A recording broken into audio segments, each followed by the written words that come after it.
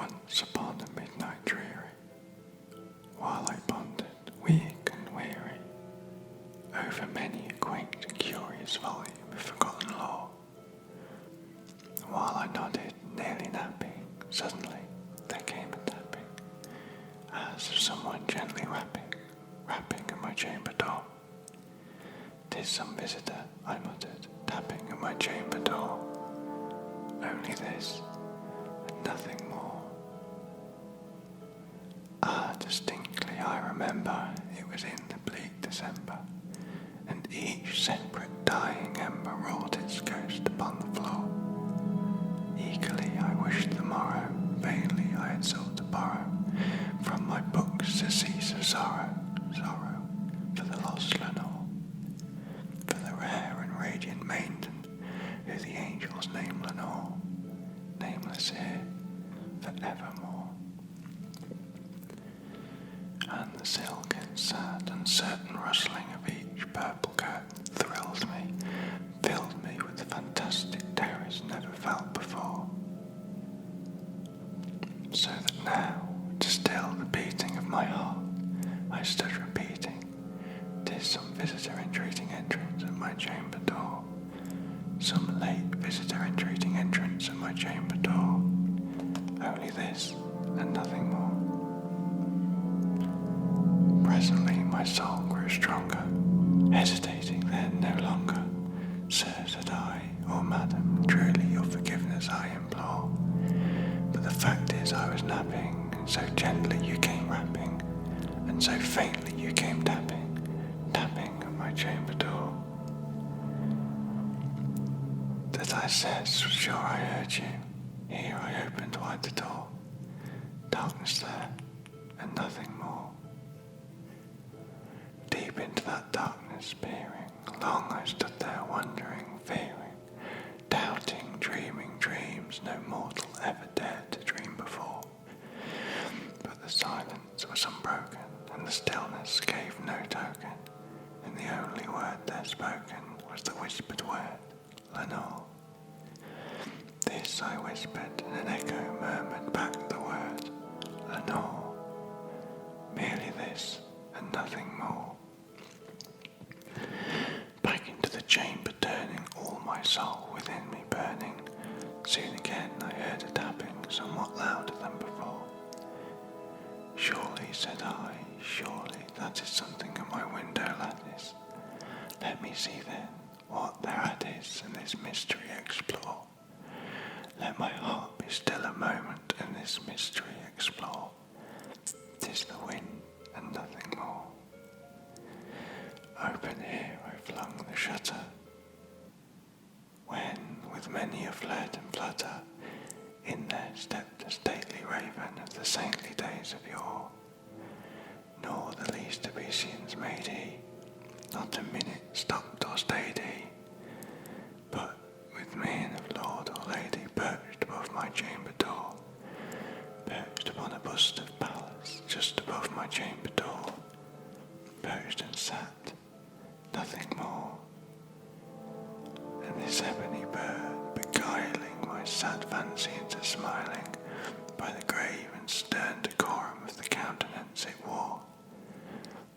"Thou my crest be shorn and shaven, thou," I said, "art sure no graven, ghastly grim and ancient raven wandering from the nightly shore. Tell me what thy worldly name is on the night's Plutonian shore." Quoth the raven, "Nevermore." Much I marvelled this ungainly fowl to hear discourse so plainly, though its answer little meaning, little relevancy bore, for we cannot help agreeing that no living human being ever yet blessed with seeing bird above his chamber door, bird or beast upon the sculptured bust above his chamber door, with such name as Nevermore.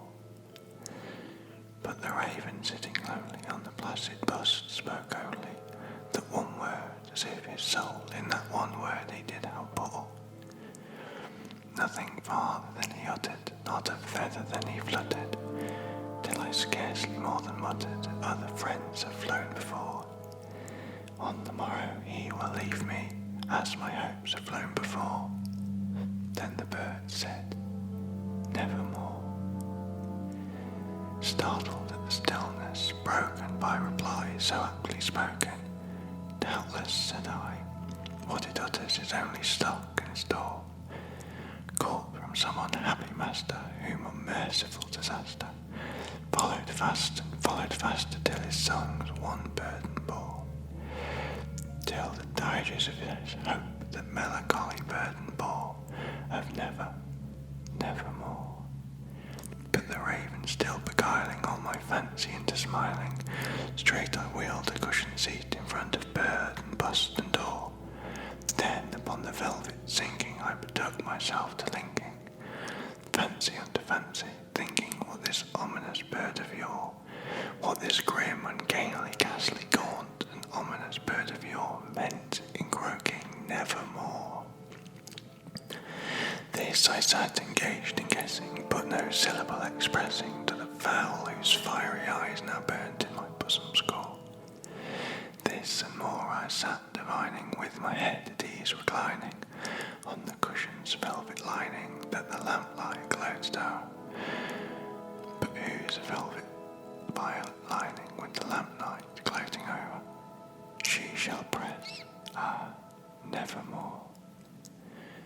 Then methought the air grew denser, perfumed from an unseen censer, swung by seraphim whose footfalls tinkled on the tufted floor. Wretch, I cried, thy God hath lent thee, by these angels he hath sent thee, respite and nepenthe from thy memories of Lenore. Quaff, oh quaff this kind nepenthe and forget this lost Lenore.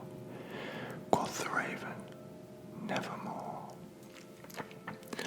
Prophet, said I, think of evil, prophet still, if bird or devil, whether tempest sent, whether tempest tossed thee here ashore. Desolate, yet all undaunted, on this desert land enchanted, on this home by horror haunted, tell me truly, I implore, is there balm in Gilead? Tell me, I implore. Quoth the raven, nevermore. Prophet, said I, thing of evil, prophet still, if bird or devil, by that heaven that bends above us, by that God we both adore, tell this soul with sorrow laden, if within thy distant Aden it shall clasp a sainted maiden, whom the angels name Lenore. Clasp a rare and radiant maiden, whom the angels name Lenore. Quoth the raven, nevermore.